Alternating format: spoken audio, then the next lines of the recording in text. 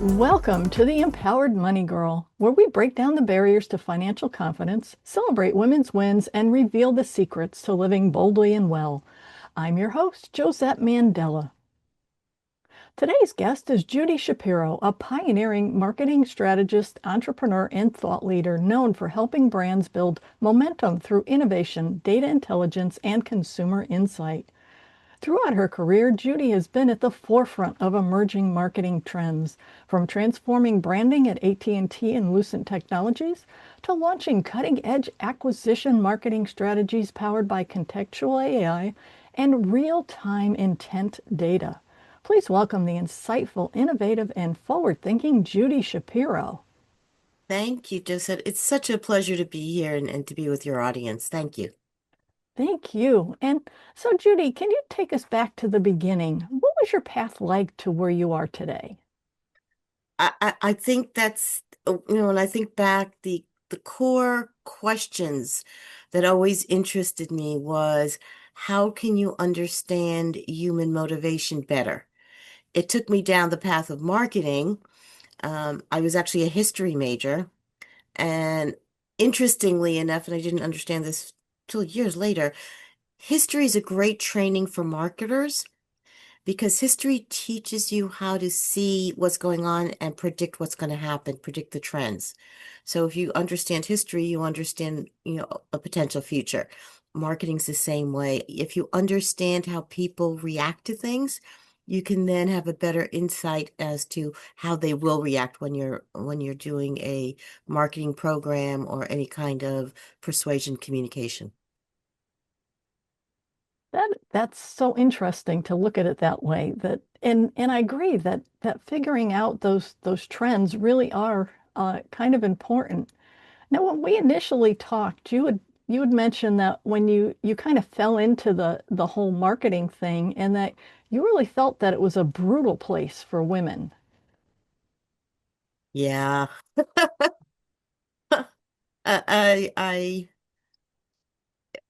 I worked, my first real job was at an agency, an ad agency. Um, and I was what's called an account person. I was responsible for servicing that client. And so I was the one presenting the creative or the plans or whatever the tactic was.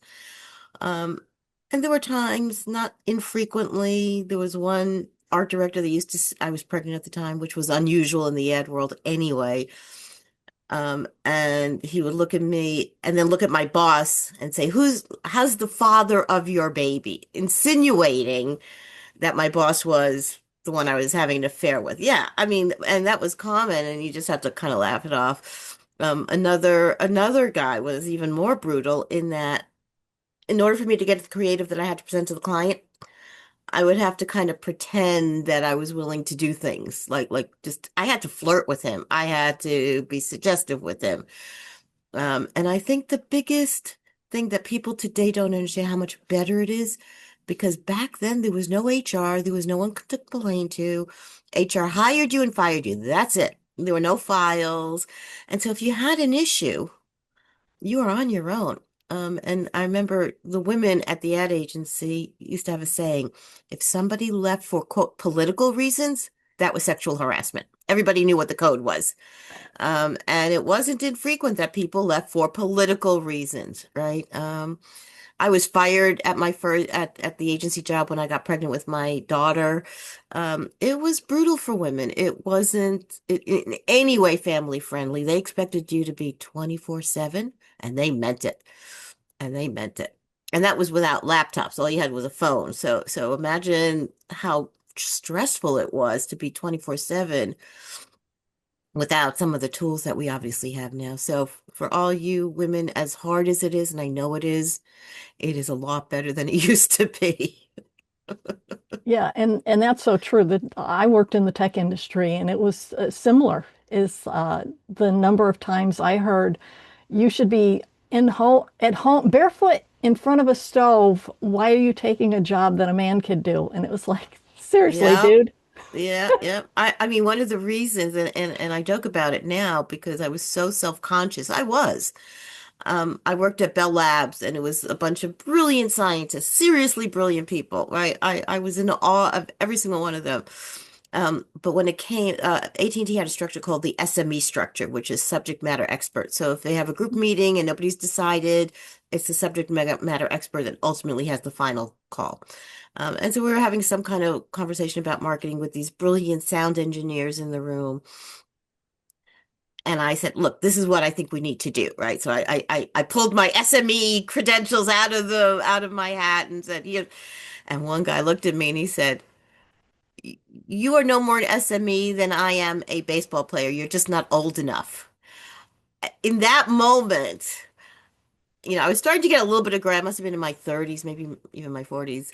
I was like, okay, I'm going gray. I need to age up. And that's why I always stayed gray. I was so self-conscious that I didn't have the bench strength that people seem to want to see in somebody like me that I'm like, I'm going gray. That's actually why I never colored my hair. Yeah. Yeah, that's hysterical. And well, I mean, it's hysterical looking back, but at the time I'm sure it was pretty devastating.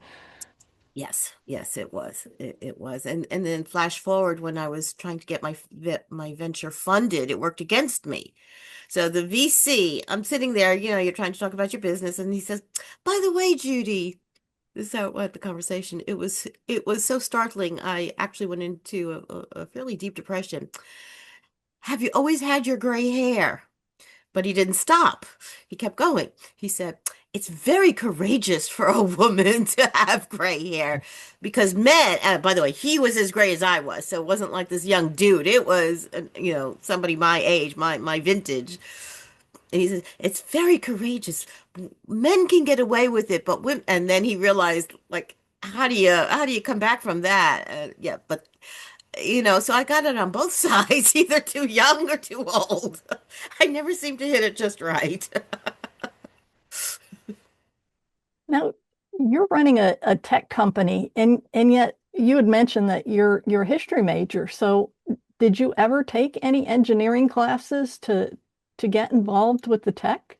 No, I think if you ask 100 marketers, in my opinion, they like tech, but they don't appreciate it for how hard it is.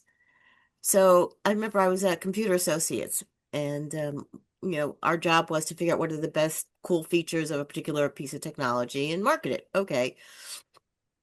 And I remember this so clearly, it like a light switched on in my head. So there were about three or four of us from different business units that were in charge of promoting particular technology. And you had the product people there who developed it, right? It's very personal. There's a lot of creativity in engineering, an enormous amount. People don't appreciate how much. I certainly didn't, right? And so one of my colleagues was like questioning the product engineers. Does it do this? Because they do that. Does it do that? And the guy kept saying, no, it does. And in that moment, I understood the human side of engineering. I understood that these were people who were doing their best, and there's a creativity to it, and you have to be respectful of that creativity. That's what started my journey to understand engineering and the tech side of business much better. It was really a revelation because in the past it was just like, oh, here I have to, market another product that's probably not as good as what's out there. I was Mhm. always focused on, oh, it's not going to be as competitive instead of just sitting back and looking at the human side of it. These people poured their hearts into it, and here I am in 5 minutes destroying what could have been the effort of a year. I stopped doing that. I did stop doing that. In that moment, I realized, okay, that's not cool. And so that gave me a very new appreciation for how tech is a very intimate, creative act. It's not just, a bunch of algorithms. You could do the same product 10 different ways. Honestly, there's no one way. And I think that reality is lost on people who have never actually delved into tech themselves. And that is such a unique way of looking at it because, like you say, most people look at tech from the perspective of what does it do? And Right. oh, wait, this guy does more stuff than our product. But you looked at it from probably partly from your history training where you're looking at trends and looking at people and saying, wait a minute, there's more to it than this. Exactly, exactly right. And it humbled me. It really humbled me because I had very little appreciation for how the effort involved. I mean, I obviously knew they worked hard. It wasn't a working hard issue, but the emotional effort was far more than I ever gave it credit for. And that kind of sparked me to, start in my own industry. So I worked in marketing at companies for many, many years. This was when digital was just really becoming something in marketing. Again, before 2010, digital was at the peripherals. It wasn't really, embedded into the day in, day out, activities of marketing. Um, and because of those experiences where I realized that technology is a human-centered thing, not just sitting in front of a computer with code, um, that I began to really dive deeply in how digital marketing tech was evolving. And around 2012, I was so disgusted with the lack of transparency, the lack of accountability, the lack of being able to understand what you're paying for the technology, all of it. I said, I'll do it. This was like I fell on my head. And part of me was marketing technology was being developed by engineers, not by marketers. And so that's the opening that I went through, which is how would a marketer actually create the digital marketing technologies that would serve advertisers and people well, again, without violating their privacy, without creepy tracking them all over the planet. How could a marketer create a technology stack? And that has been this journey since 2012, something like that. That's cool. You saw a need and decided to fill it yourself. And in the beginning, I'm sure there was a lot of it was a lot of fun, but then there had to be some terror too, like Oh yeah. this has never been done before. Oh, well, I probably went through three teams before I landed on the current team, which has been in place now for about 8, 9 years. Um, because I wasn't expert enough to evaluate the tech. So I would bring in technologists who basically would do what they thought needed to be done, right? Which is totally fair, but it wasn't the best that could be done. And I was striving for the best that could be done. So I cycled through three teams. The first 6, 7 years were difficult. They were very difficult.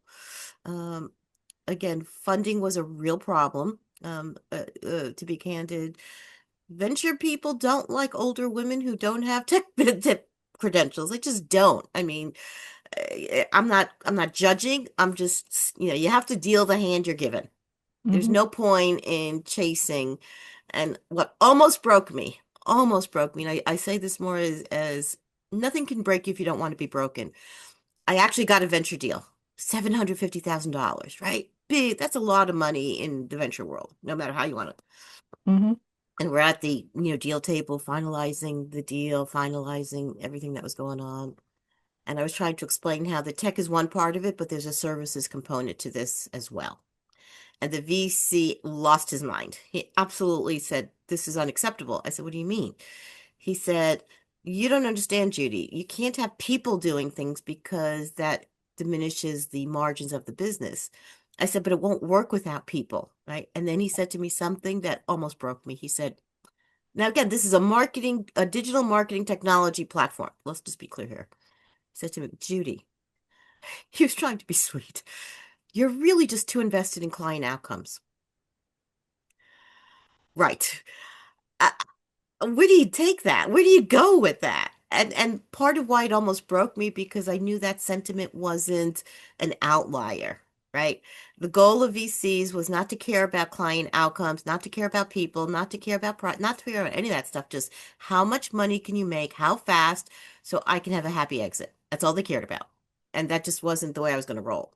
So I walked away from the deal and I was heartbroken. It took me about 3, 4 months to pull myself together again because I figured I'll never get out of this. Like what am I going to do? Um, what saved me was I got really angry. I'll be honest, that's what saved me because I'm like, fuck that, excuse the language, sorry, folks, but it was like, no, this is just this is just unacceptable. We cannot leave the planet in such a mess. In fact, I just finished a major white paper that discusses how digital marketing actually broke democracies across the world. And I call it a massive psych ops operation. Well, that's what psych ops stands for. But a major psych ops in the sense that the mechanisms that digital technology used to get messages out at scale, meaning reaching a lot of people, is exactly what bad guys use for their own infrastructure, because there's no verification. Ad tech didn't want verification because if you start verifying, then you can't sell as many impressions. They didn't want to verify the quality of the content where ads were running. So you had brand safety issues. There was just a whole set of trust gaps across the spectrum. And that mechanism, that machinery is now used. So when you go online, you don't know who to trust. You don't know what's fact. You have no tools. That's the tragedy. You have no tools to verify anything you're seeing online. So either you have to do a lot of work, which let's face it, who has the time to do that, to figure out what's real and what's not, or you just kind of, if it's said enough to you, you kind of just take it in and believe it. And that's how these propaganda operations are working, and it's working incredibly well. That's my history major side of me saying, hey, Mm. my technology, the technology of my industry has caused this, right? So it's not a connection that most people would make, but my history training said, hey, the mechanism that is used to sell soap is also used to sell lies and falsehoods and things that would normally be absolutely unacceptably unacceptable. And so that's where my history major. And so I was motivated to do better. I was motivated to care for people, for advertisers and publishers, because they don't have a good way to make a living either. And so, not we stopped looking for funding after about 5 years ago. I said, I'm not doing that to myself again because that's just not healthy. And we thank God we've been, doing just fine. Wow, that's an amazing story. I didn't realize all that went into the venture capital world, and I knew that it was kind of mercenary, that they were Yeah. focused on the bottom line, but I never thought that it was to the point where they're like, no, you don't, in that business, you don't need people. We just want the money. Exactly. And that's why, for about a good solid 10 years, the business model of what's called SaaS, software as a service, Mhm. became so popular because all that happens is if you're a potential customer of this platform, you just plunk down your credit card, sign up, and the money starts rolling in. You as a human have no support. Yes, there's a support ticket, but again, you're on your own. And in the case of marketing technology, it's a very complex tech stack because you have to reach people at different stages in different ways with different media. And so it is irresponsible, at least in my mind, it was irresponsible to throw out technology out there just to get the money without giving customers a chance to, really thrive with that technology. VCs had no interest in the thriving part. They just wanted the money part. And I'm like, really? Well, yeah, it's true, by the way. So if you have a venture, make sure you just talk to them about the money part. They don't care about the other part. So speaking of the money part, was there anything you needed to unlearn about money or ownership when it came to running an agency and running your own company? That's a great question. And I don't know if this affects women more than men, I'll be honest, but I know for myself, I gave my trust too easily. I trusted too easily. Um, and that burnt. Not because some of them were just taking advantage, right? So those were a little easier to detect, but some were doing it in a very, oh, gee, I'm really, here for you kind of thing. And, when you're starting something hard, you want people to believe in you. So you're an easy mark to give your trust to people who are talking, the right talk. Because any venture leader is insecure. It doesn't debilitate most, but it's like, oh, what am I doing? Is this the right thing? Is this the best thing? Am I making the most, you're just and that's okay. Insecurity makes you sharper. It's not something to be avoided. It's something to propel you. And so when you're insecure, if somebody talks the right talk for an insecure person, you're going to trust them. And that was probably the first 6 years I put my trust in the wrong places. I did. Now, it's not just that I put trust. Let me just finish the thought, which is that it affects how you do your cap table. It affects the deal, the kind of deal you're going to go for. It affects how you sell to advertisers. It affects everything. So in my case, it was the president who, not the current one, but a previous president. He meant well. I won't even say that he was trying to be duplicitous. I honestly don't believe that. But when he said, "Oh, I've taken care of that," I didn't bother to ask how. I just didn't. Because again, I'm trying to do stuff over here. I trusted him. And again, this wasn't, he was trying to deceive me. But in the end, he wasn't doing it the way I wanted it done. And that was, affected a lot of things. It took me about 5 years to undo some of that damage. And I'm still unwinding some of that even to this day, even to this day. And it affects how it affects versus how you get funding from a cash point of view. So we do cash loans every now and then. But it affects a whole, the date we started got messed up. It just affects everything cascading down the line. So trust but verify. That old expression is absolutely true. So when you're a woman in a room full of people who don't look like you, what would you tell another woman that's in that situation that you didn't know when you got involved in this field? I love that question. I think for me, probably the most transformative realization once I fully appreciated it is don't do the expected. Be willing to be unexpected. Um, and in that moment, it kind of levels the playing field. Because in tech, when you've got a bunch of guys who are maybe half your age, in my case, right? Um, they kind of think they know what you're going to think or say or respond to. And I'm not saying you should go out of your way to be just contrarian. Obviously, that's not helpful. But be willing to do the unexpected because in the unexpected is that opening where you can really communicate what you're trying to do.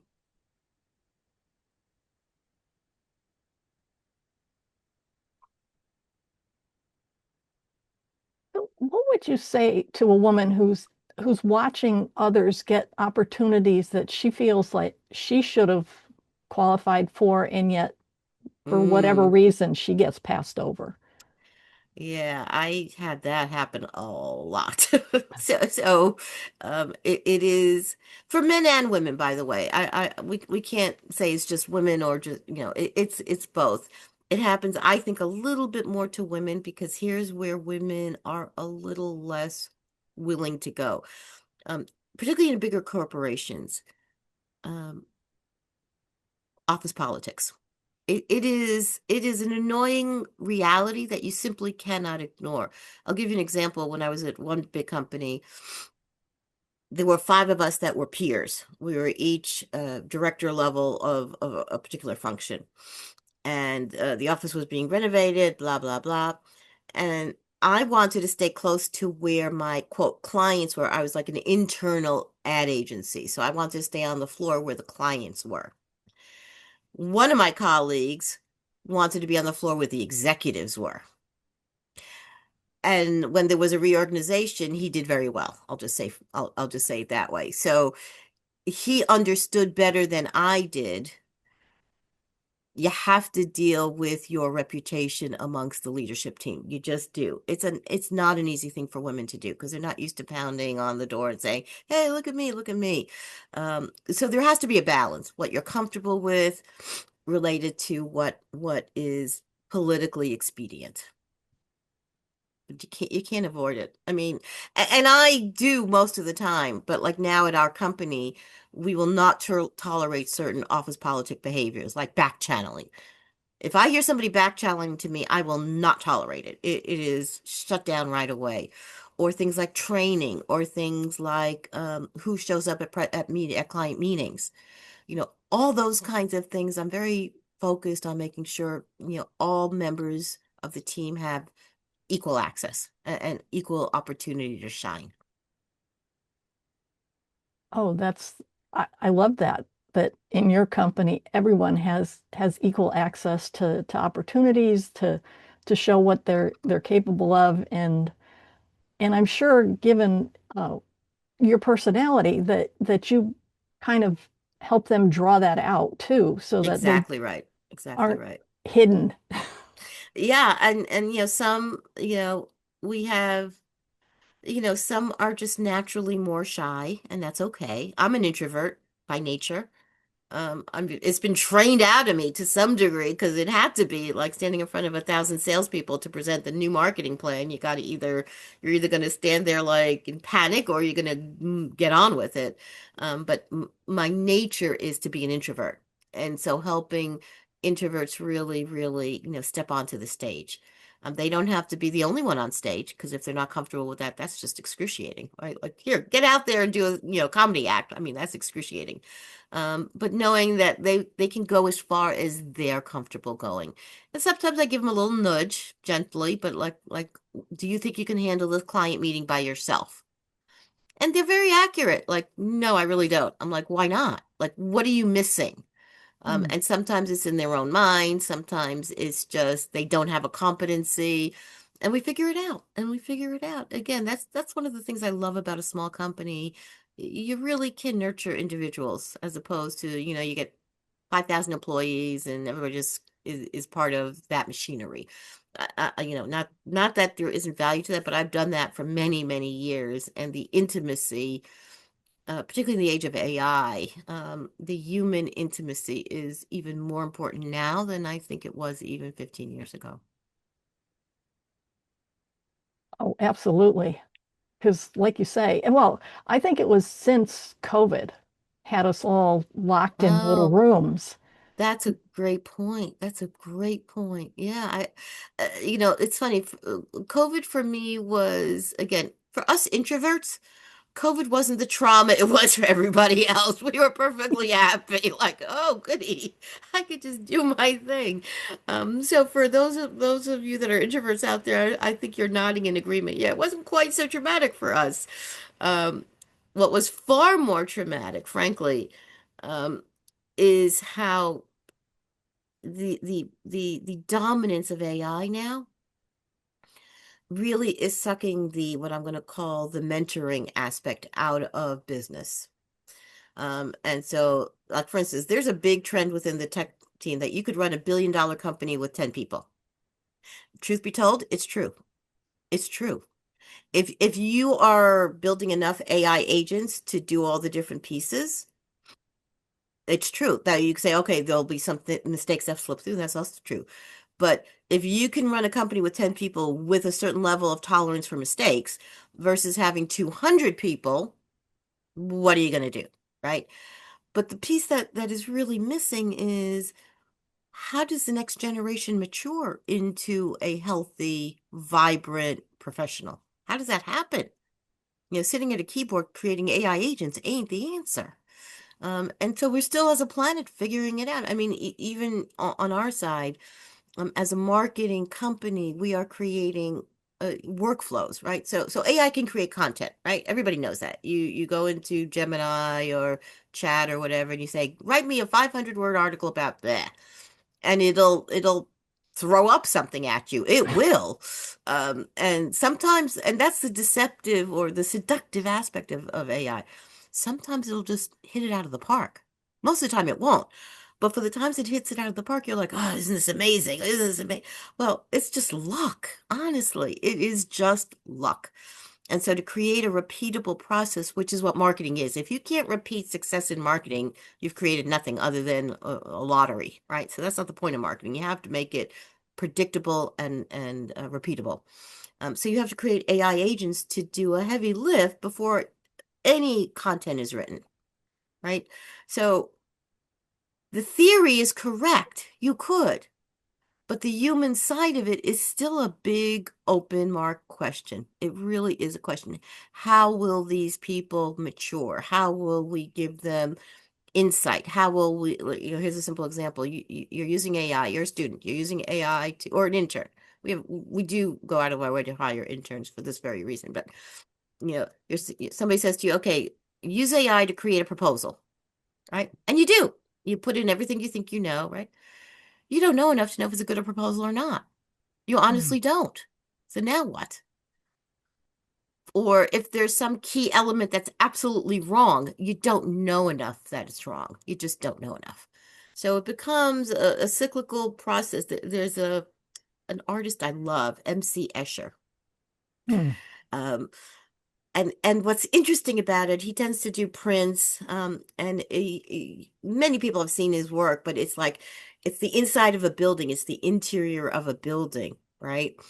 And when you look at it closely, it looks perfectly normal. But when you look at it even closer, you realize, oh, staircases go to nowhere, doors that make no sense. And the most interesting part is once you go into it, you actually can't get out. So these spaces cannot exist in reality. They cannot. And that's what AI is kind of creating a huge Escher-like universe where it looks normal, but until you actually live it, you don't realize, well, this isn't healthy. And that's where I worry about with AI. I do. I spend an awful lot of time. As an AI company, we are mindful of making sure we create that balance. It's still a work in progress. It's not something that I can say, yeah, we've solved the problem. We haven't. We're still a work in progress. So, what advice would you have for women who are starting to build their financial independence, especially if they've relied on a partner in the past? Again, I've been in that exact position as well, which is, you do your product ideation thing and let somebody else manage the money of the business. And the answer is trust but verify. It goes back to what we said earlier, which is if an accountant says just trust me, you could say I absolutely do, but show it to me. It doesn't mean you have to do it, but it means you have to understand. At some point, if you have a business partner that you trust with your life, then you don't have to. But that takes time. The current president, not the first one, has been with the company for 8, 9 years.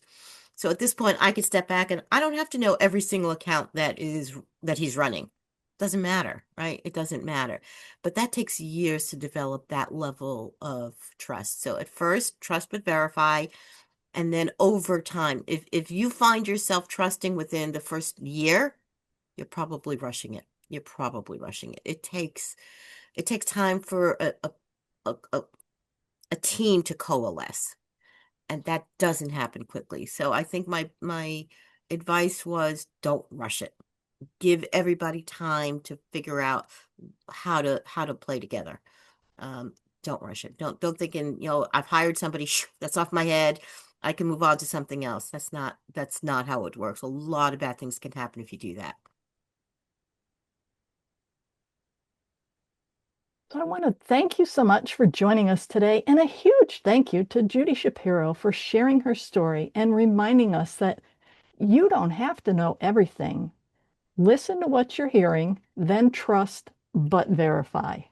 Now, if you Correct. found value in this conversation, please subscribe, leave a review, and share the Empowered Money Girl with your friends. The more we spread these stories, the more women we can empower to live boldly, both financially and in every part of life. Until next time, keep thriving. And remember, your journey to empowerment starts with you.